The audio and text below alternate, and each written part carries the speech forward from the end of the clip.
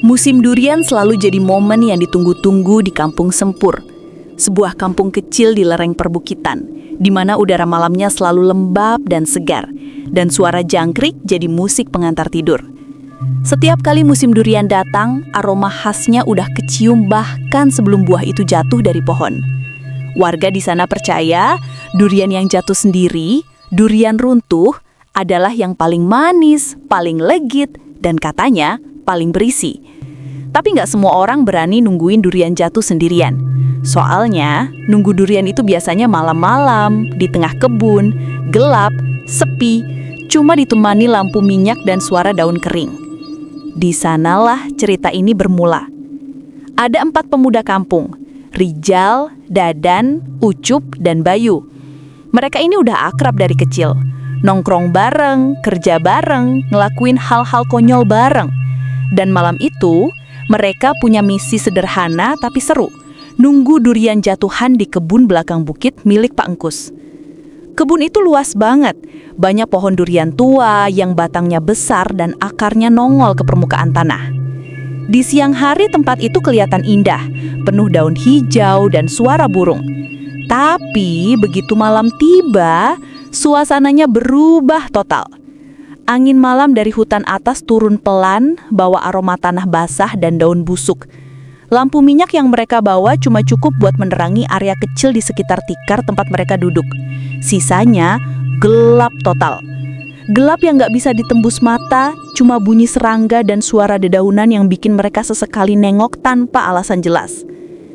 Rijal yang paling tua di antara mereka bilang, kalau durian udah matang banget, biasanya jatuh sekitar tengah malam. Makanya mereka datang dari jam 9, bawa kopi, rokok, sama obrolan gak jelas biar gak ngantuk. Waktu berjalan pelan, angin makin dingin, kabut mulai turun dari arah bukit. Suara kodok dari arah sungai kecil di bawah kebun kedengeran makin sering. Dan sesekali terdengar duk kecil, entah ranting jatuh, entah durian mentah. Setiap kali suara itu muncul, mereka langsung berdiri, senterin ke arah suara. Tapi nggak ada apa-apa. Di sela tawa kecil dan obrolan asal-asalan, Dadan sempat nyeletuk. Kalau durian jatuhnya dekat tapi nggak kelihatan, bisa aja ada yang ngambil duluan. Yang lain ketawa aja, nggak sadar kalimat itu entah kenapa bikin suasana jadi sedikit aneh. Jam udah lewat tengah malam, kabut makin tebal, dan suara hutan makin hidup. Rijal mulai ngantuk, Ucup rebahan di tikar, sementara Dadan masih nyalain rokok satu-satu. Di atas sana, daun durian bergoyang pelan. Suara binatang malam makin pelan. Kayaknya semuanya ikut menahan nafas. Dan di tengah keheningan itu, terdengar satu suara yang mereka tunggu dari tadi. Duk! Berat, keras, kayak buah besar jatuh dari tinggi. Mereka serempak berdiri. Kayaknya jatuh di belakang pohon besar tuh, pikir Rijal sambil ambil senter. Bayu ngikuti belakang, langkahnya pelan, hati-hati nyibak semak. Udara malam itu terasa beda, lebih dingin, tapi juga kayak lebih tebal. Suara jangkrik tiba-tiba berhenti, yang tersisa cuma suara nafas mereka sendiri. Mereka belum tahu kalau malam itu yang jatuh bukan cuma durian. Suara duk yang barusan terdengar langsung bikin mereka semangat. Setelah hampir 2 jam nungguin, akhirnya satu durian jatuh juga. Rijal ngambil senter, sementara Bayu dan Dadan nyusul dari belakang. Durian itu jatuh gak jauh dari tikar mereka, tepat di antara 2 pohon besar yang batangnya melengkung ke arah jalan setapak kecil. Begitu sinar senter kena kulitnya, kelihatan duri-duri tajamnya yang masih basah oleh embun malam. Bentuknya bulat sempurna, warna kulitnya agak kehijauan. Tandanya baru jatuh, belum lama. Mereka bersorak kecil, seneng banget. Capek nunggu akhirnya terbayar. Durian itu langsung dibawa ke tikar, ditaruh di tengah.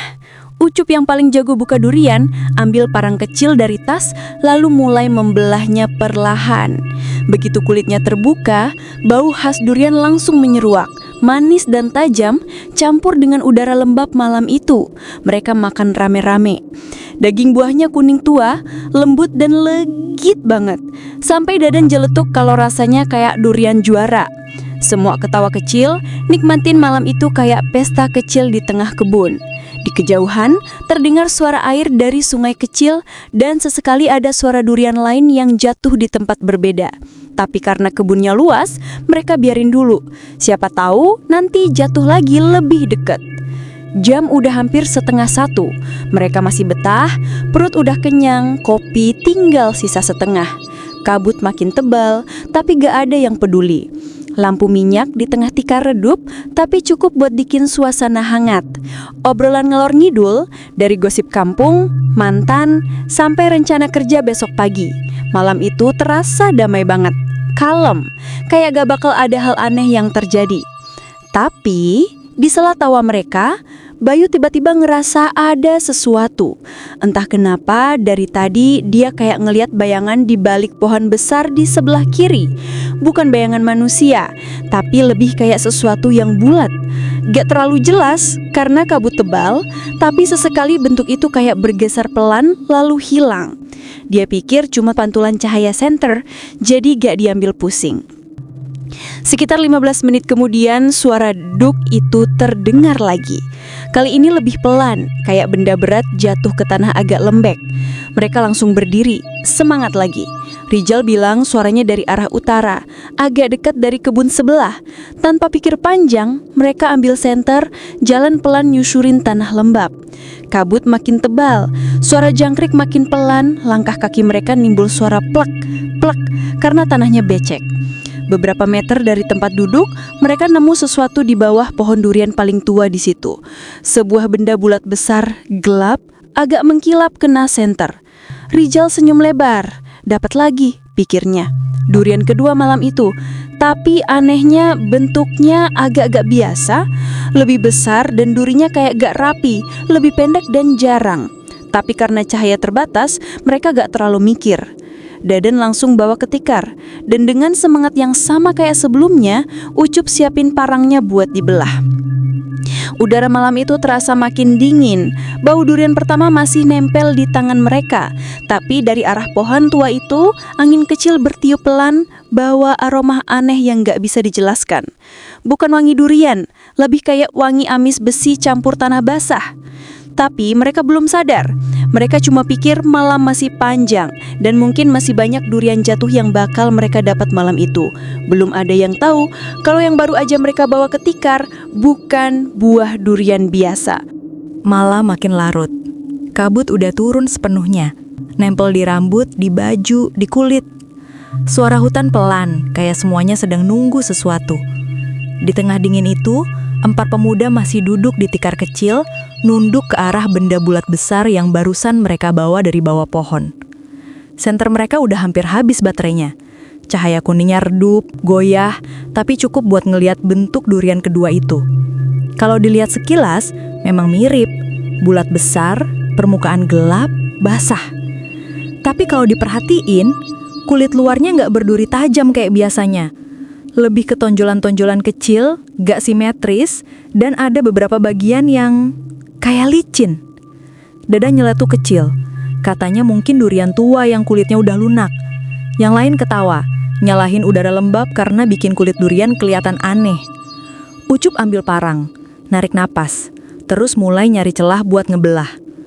Parangnya diketok pelan, sekali, 2 kali, 3 kali. Tapi suara yang keluar bukan bunyi retak khas durian. Malah kayak bunyi sesuatu yang keras tapi kenyal. Kayak ngetok ke daging tebal. Dadan nyorot pakai senter. Dan di situ mereka baru sadar, permukaan durian itu ternyata bukan kulit buah. Bagian bawahnya halus. Dan di antara tonjolan yang dikira duri tadi, ada helaian rambut hitam, panjang, nempel lembab. Ucup spontan narik tangannya. Semua langsung bengong.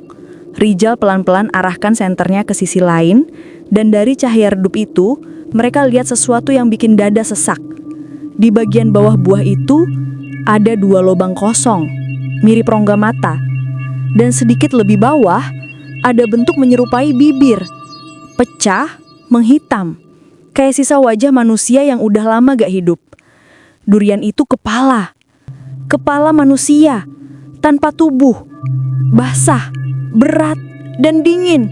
Darahnya udah kering di sebagian rambut, tapi lehernya masih basah. Ucup langsung jatuhin parang. Bayu mundur sambil nahan muntah. Dadan cuma bisa bengong, gak bisa teriak, gak bisa gerak.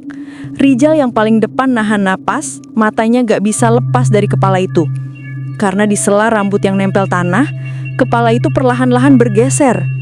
Bukan karena angin, tapi kayak gerak sendiri. Mereka mundur bareng-bareng, langkah acak, suara napas berat. Senter jatuh, cahaya goyah nembus kabut. Dan di tengah cahaya itu, kepala itu pelan-pelan guling, lambat, kayak durian jatuh dari pohon. Gulingnya makin cepat, terus berhenti di tepi tikar, tepat di depan kaki Dadan. Dari situ, mereka semua lihat jelas.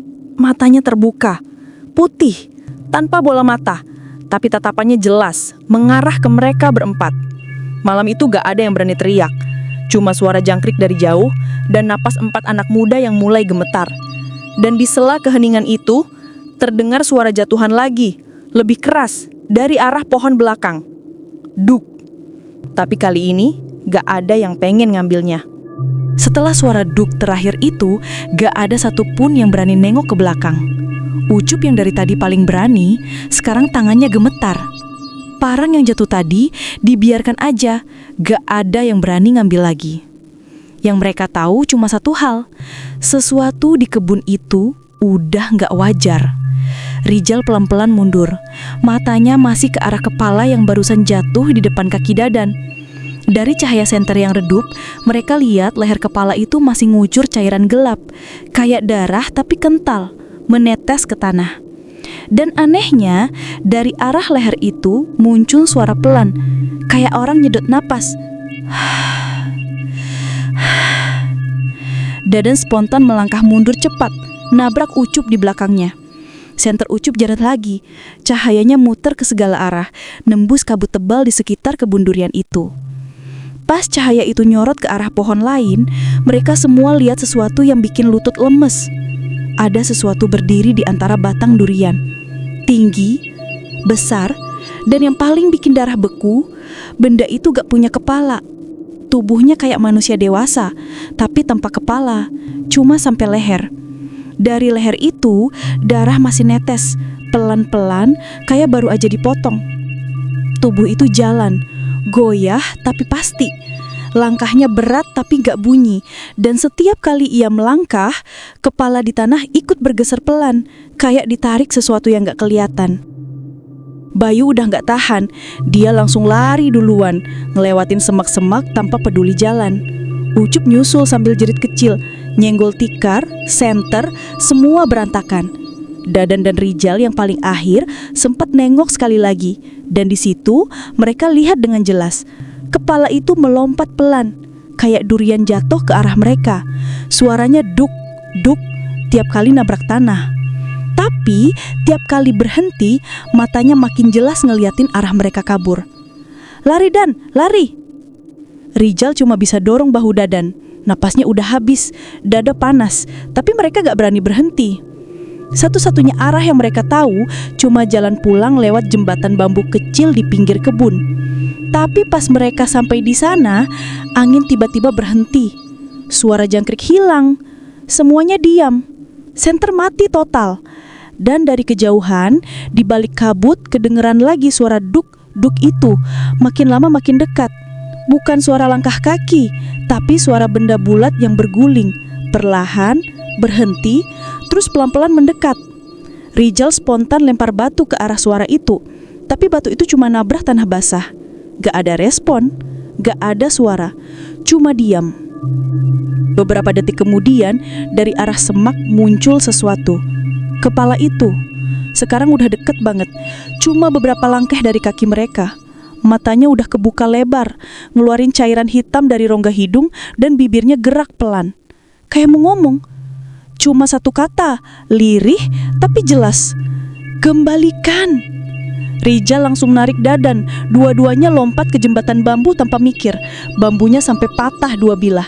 Di belakang, suara itu makin keras, kayak kepala itu jatuh, guling, terus diam lagi.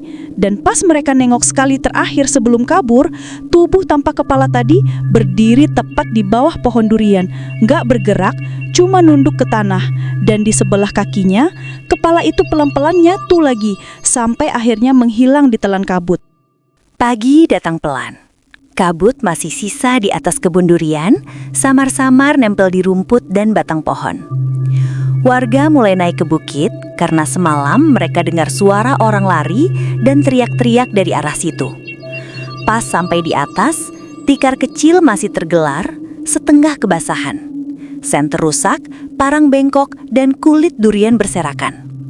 Tapi yang paling bikin bulu kuduk berdiri, ada satu bekas jejak kepala di tanah, bulat sempurna, kayak sesuatu berat yang semalam sempat berhenti di situ cukup lama. 4 pemuda itu nggak berani cerita panjang-panjang. Mereka cuma bilang kalau semalam ada sesuatu yang bukan manusia di kebun itu. Gak ada yang percaya, sampai salah satu warga nemuin batang pohon durian yang getahnya berwarna merah gelap, kayak darah. Sejak hari itu, gak ada lagi yang berani nunggu durian jatuh di bukit itu. Bahkan kalau ada yang lewat malam-malam pun, orang kampung selalu nunduk, takut kalau tiba-tiba ada durian jatuh di depan kaki mereka. Dan anehnya, tiap kali musim durian datang, selalu ada warga yang bilang, di tengah malam suka ada bunyi duk dari arah bukit. Padahal gak ada angin, gak ada hujan, bunyi itu cuma sekali, kayak sesuatu berat jatuh dari pohon. Tapi gak pernah ada yang berani nyari tahu lagi. Kadang ya, sesuatu yang kita kira rezeki bisa jadi malah petaka.